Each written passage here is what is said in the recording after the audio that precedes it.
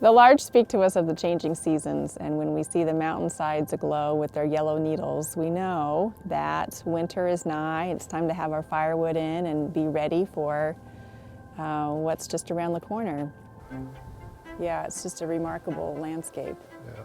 Lots of different topography. You've got, you know, the floodplain, and then you come up onto these higher benches and different species of trees. And it's very much larch season right now in North Idaho, and I'm here to just share some of the things I've learned over the years about this special coniferous deciduous tree that turns a beautiful shade of yellow and drops its needles every single fall just to reawaken in the spring with the most vibrant green needles to welcome the new season.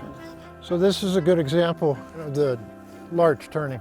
I've had so many forester friends tell me that when in the fall they get calls from people new to the area who say, oh my gosh, all my pine trees, at least the ones with the short needles, they're all turning yellow and they're dying. They must have a disease or something. Right. Yeah. Well, I hate to admit it, but when I first moved here, so we had some around the house. I said, well, we need some firewood. So, because we moved in here in November, so the needles had come up. Oh, those trees are dying, we'll cut them for firewood. Yeah. Oh, that's funny. Didn't burn real well. Yeah. Needed to dry a little bit. Right.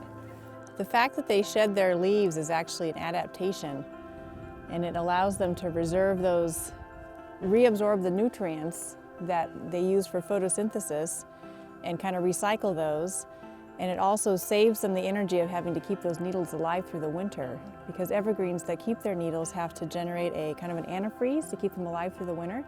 That's actually what gives a lot of evergreens that smell, that Christmas tree smell. It's that antifreeze they generate to keep the needles alive. So by shedding their needles, larches save that energy of having to produce that antifreeze, and it also protects them from broken branches from snow loading because they're not as susceptible to that. On the flip side, when it warms up in the wintertime, evergreens are able to photosynthesize and grow a little bit, so the larches lose that ability because they don't have their needles on, but when it warms up in the spring, they just shoot them back out and they're ready to go. I just think it's a fascinating strategy for survival. Mm-hmm.